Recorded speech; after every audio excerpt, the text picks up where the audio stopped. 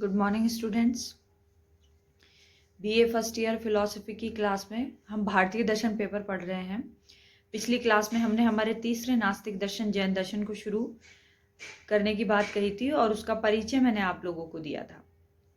आज हम जैन दर्शन के तत्व शास्त्र या उसकी तत्व मीमांसा से जुड़ा हुआ एक टॉपिक पढ़ेंगे जिसे अनेकांतवाद कहा जाता है। जैसे कि इसके नाम से आप लोगों को पता चल रहा होगा कि अनेकांतवाद का मतलब है किसी ऐसे विचार के बारे में बात करना जिसमें किन्हीं अनेक वस्तुओं की या अनेकता की बात की गई है। इसे हम सार के रूप में समझ सकते हैं, एक ऐसा सिद्धांत जिसमें अनेकता के बारे में बात की गई है। अब किसकी अनेकता के बारे में बात की गई है?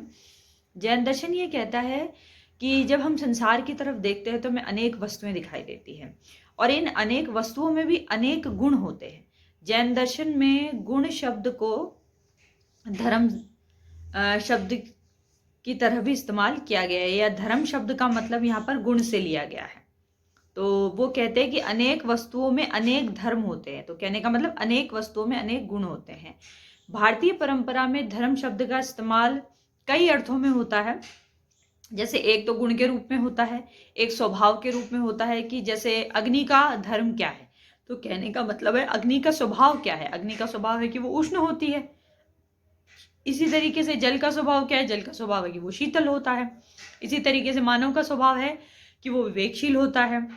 तो जगत में जितनी वस्तुएं हैं उनका कुछ स्वभाव होता है और उनके स्वभाव के लिए भी धर्म शब्द काम में लिया गया है कि इसका धर्म क्या है।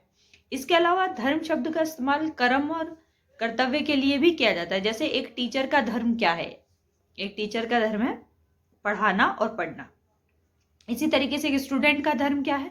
एक स्टूडेंट का धर्म है अध्ययन करना और अपने चरित्र को उत्कृष्ट बनाना। इसी तरीके से समाज में जितने लोग होते हैं उनका धर्म होता है, मतलब उनके कुछ कर्तव्य निश्चित होते हैं, उन कर्तव्यों के हिसाब से उनको काम करना होता है। जो धर्म शब्द आजकल आप सुनते हैं भारतीय परंपरा में उस अर्थ के लिए धर्म शब्द को काम में नहीं लिया गया है। अंग्रेजी का जो रिलीजन शब्द है उस रिलीजन शब्द के लिए तो हिंदी में पंथ या संप्रदाय इस तरीके के शब्द काम में लिए जाते हैं। भारतीय परंपरा में धर्म शब्द का अर्थ है कर्तव्य, स्वभाव, गुण। इन सब के लिए धर्म शब्द काम में लिया जाता है। ये मैं आपको इसलिए बता रही हूँ क्योंकि जब भारतीय दर्शन की किताब आप पढ़ेंगे तो वहां जब ये लिखा रहेगा कि अनेक वस्तुओं के अनेक धर्म होते हैं तो आप कंफ्यूज ना हो, क्योंकि वहां पर धर्म का मतलब स्वभाव हो सकता है, गुण हो सकता है। और जब आप नीति शास्त्र पढ़ेंगे तो आप ये देखेंगे कि वहां पर अगर धर्म शब्द आ रहा है तो वहां उस धर्म शब्द का मतलब कर्तव्य से है,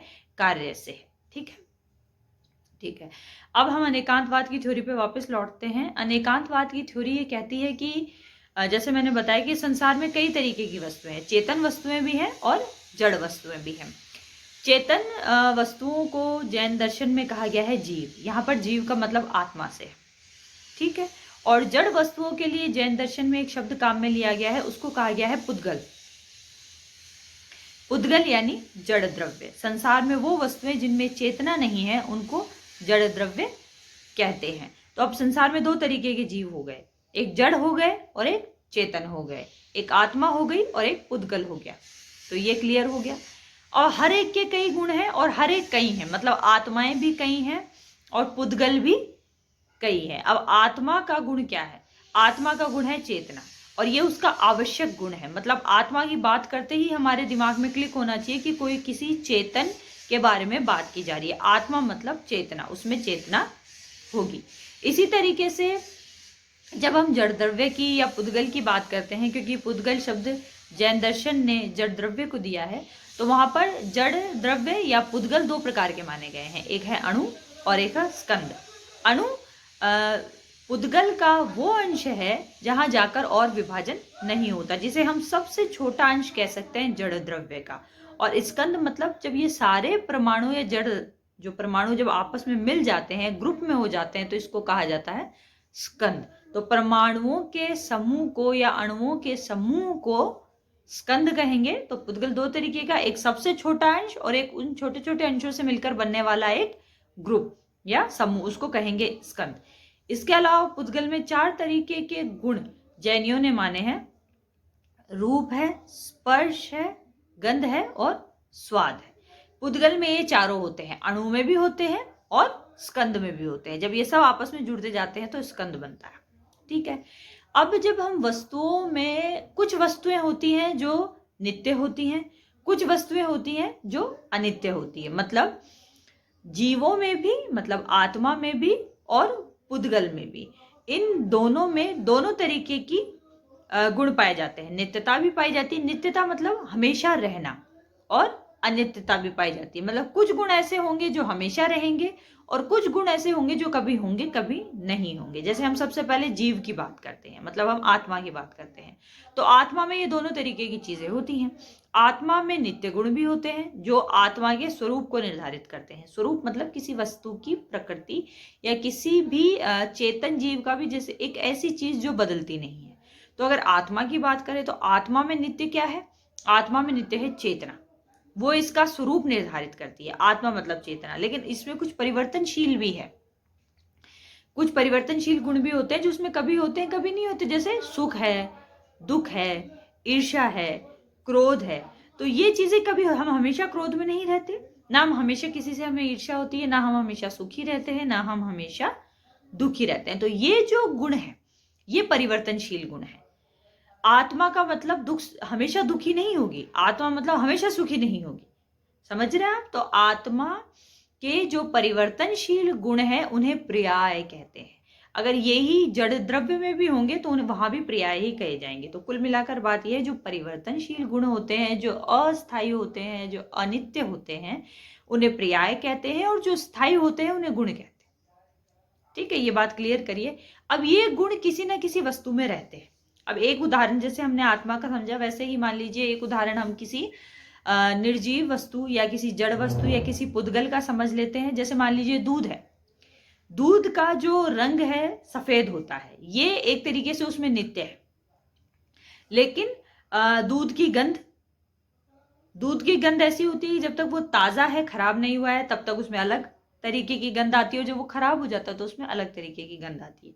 अलग एक और उदाहरण से, मान लीजिए गुलाब का फूल है, गुलाब के फूल में गंध रहती है हमेशा, तो वो उसका कैसा रंग हो गया? एक उसका रंग, एक उसका गंध, ये उसके वो गुण है जो उसमें हमेशा रहते हैं। ठीक है, बाकी उसका ताजा होना, फिर उसका सूख जाना, ये उसके परिवर्तनशील गुण है। ये हमने समझा। अब ये चाहे परिवर्तनशील गुण हो चाहे अपरिवर्तनशील गुण हो, ये दोनों गुण किसी आधार में रहेंगे, वो आधार द्रव्य कहलाता है। द्रव्य को ही तत्व कहते हैं। तो हम ये कह सकते हैं कि नित्य गुण और अनित्य गुणों के आधार को द्रव्य कहते हैं। कि जैनों के अनुसार द्रव्य की परिभाषा अगर आप लोगों से छोटे पूछे 30 शब्दों वाले में या 50 शब्दों वाले में, तो आप यही बताएंगे, फिर इसके उदाहरण बताएंगे। ठीक है, तो नित्य और अनित्य गुण, पर्याय और गुण, ये दोनों जिसमें रहते हैं उसे कहते हैं द्रव्य। द्रव्य को कहा जाता है तत्व भी। तो अब देखो, इस द्रव्य में जैसे मैंने बताया नित्य गुण भी है, अनित्य गुण भी है। तो अनित्य गुण तो है किसी चीज का उत्पन्न होना और खत्म हो जाना, ये तो हो गया अनित्य गुण। कुछ गुण है जो उसमें बने रहते हैं, तो द्रव्य में नित्यता भी रहती है और द्रव्य में अनित्यता भी रहती है। दोनों चीजें मिलकर द्रव्य को या तत्व को क्या करती है? परिभाषित करती है। जैन दर्शन वास्तववादी दर्शन माना जाता है। वास्तववादी दर्शन का मतलब होता है वो दर्शन जो वास्तव में वस्तुओं की सत्ता को स्वीकार करता है कि वस्तुएं होती हैं, स्वतंत्र रूप से होती है। ऐसा नहीं है कि मान लीजिए कोई निर्जीव वस्तु है, जैसे मान लीजिए आपको ये अलमारी दिखाई दे रही होगी मेरे पीछे, अगर मैं इसे ना देखूं तो ये नहीं है कि इसकी सत्ता खत्म हो जाएगी। मैं इसको चाहे देखूं या ना देखूं, ये अलमारी है और मैं भी हूं, तो मैं चेतन हूं, ये अलमारी अचेतन है, तो दोनों एक दूसरे से स्वतंत्र है। तो इसी तरीके से इस जगत में कई तरीके की वस्तुएं होती हैं जो एक दूसरे से स्वतंत्र होती है, सबके अस्तित्व को स्वीकार किया गया है, इसलिए इसे वास्तववादी दर्शन कहा जाता है। एक इसे बहुतत्ववादी दर्शन भी कहते हैं, अनेकवादी दर्शन, जैसा मैंने आपको बताया, क्योंकि बहुत सारे तत्वों को स्वीकार करता है। ठीक है, कि आत्माएं भी कई हैं, मानव कई हैं, तो सब में आत्मा है, तो आत्माएं भी कई हैं और जड़ द्रव्य भी कई हैं। एक और बात जैन दर्शन की है जो इसे बाकी दर्शनों से अलग करती है, वो बात यह है कि ये जड़ द्रव्य में भी आत्मा को स्वीकार करते हैं। कि ऐसा नहीं है कि आत्मा सिर्फ चेतन वस्तुओं में ही है, वो ये भी कहते हैं कि आत्मा जो होती है वो जड़ में भी होती है। यहाँ पर आत्मा के लिए जीव शब्द इस्तेमाल किया है, मैंने आपको पहले भी बताया था। मैं फिर से बता रही हूँ कि जैन दर्शन में आत्मा के लिए जीव शब्द को काम में लिया गया और ये कहा गया है कि जो जीव है वो चेतन के साथ साथ अचेतन में भी होता है, भले ही सुषुप्त अवस्था में होता है, सक्रिय नहीं होता। सुषुप्त मतलब सोई हुई अवस्था में होता है, सक्रिय नहीं होता लेकिन होता है। तो यहाँ पर जीवों को सभी में स्वीकार किया गया है। इस सिद्धांत को कहते हैं सर्वात्मवाद। सभी में आत्मा, ऐसा विचार जो ये स्वीकार करता है कि सभी में आत्मा होती है, चाहे वो मनुष्य हो, चाहे वो पेड़ पौधे हो, चाहे वो जीव जंतु हो, चाहे वो टेबल हो, कुर्सी हो, सब में जो आत्मा को स्वीकार करता है उस सिद्धांत को सर्वात्मवाद कहते हैं। और जैन दर्शन ऐसा दर्शन है जो सर्वात्मवाद को स्वीकार करता है। तो ये हमने इनकी अनेकांतवाद की थ्योरी पढ़ी। जैन दर्शन क्षणिकवाद को स्वीकार नहीं करता, जो बौद्धों का सिद्धांत था। क्षणिकवाद ये कहता है कि वस्तु की सत्ता क्षण भर के लिए होती है, तो जैन दर्शन ऐसा नहीं मानता। वो कहता है कि नहीं, वस्तु नित्य भी होती है, उसमें एक गुण होता है जो उसे थोड़े समय के लिए नित्य भी बनाए रखता है। बल्कि कुछ जीव ऐसे होते हैं जो सदैव होते हैं, जो मुक्त हो जाते हैं, जो जीव वो हमेशा रहते हैं। इसके अलावा वो उस सिद्धांत को भी जो एकांतवाद के सिद्धांत को भी नहीं स्वीकार करता है कि एक ही वस्तु की सत्ता है, बाकी सारी वस्तुएं क्षण भंगुर है या अनित्य है। वो इस सिद्धांत को भी स्वीकार नहीं करता। कल हम जैनों के स्यादवाद के सिद्धांत को पढ़ेंगे।